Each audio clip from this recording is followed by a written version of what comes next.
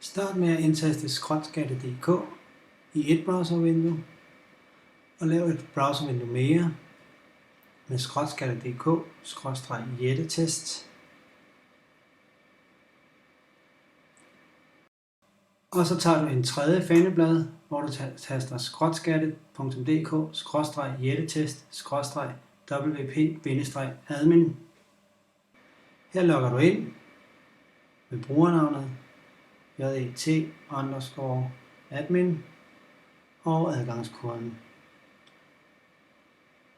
Og så klikker du login. Det er velkomstbilledet i WordPress' kontrolpanel. Gå ind på indlæg og klikker på alle indlæg.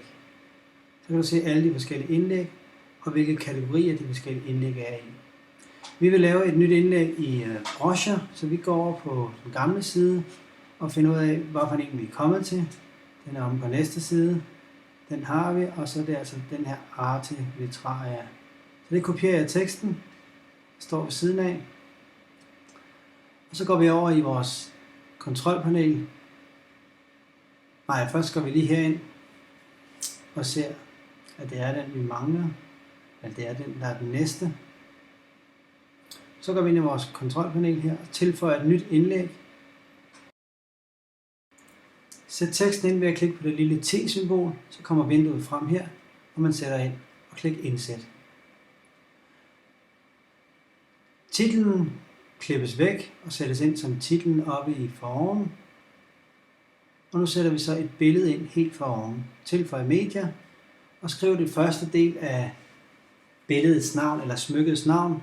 Efter et kort øjeblik skulle der gerne komme frem.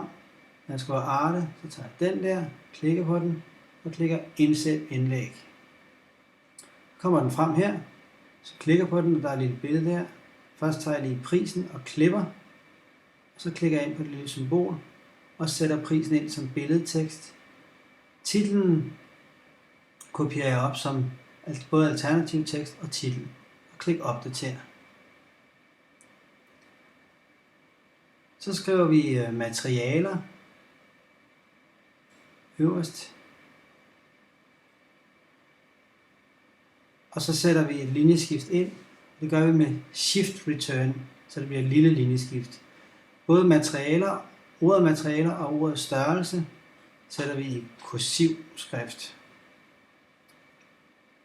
Over i kategorier er det vigtigt lige at fortælle, at det her det så er en brochure.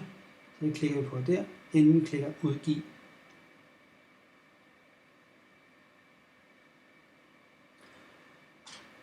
Går vi nu tilbage til hjemmesiden og opdaterer, enten med at klikke brochure igen eller bare opdatere, så kan vi se, at indlægget nu står øverst. Vi skal jo gerne have brochure startindlægget til at stå øverst, så vi går tilbage til vores kontrolpanel, klikker på alle indlæg, og så klikker du på lynredigere ved det brochureindlæg, som vi skal have øverst. Her indsætter du den dato lige præcis der, hvor du sidder. Lige nu er det det er marts, og det er den 5. marts. 3 der, og så 05 her. Og så tidspunktet for lige nu, fordi så er jeg sikker på, at det er det nyeste indlæg.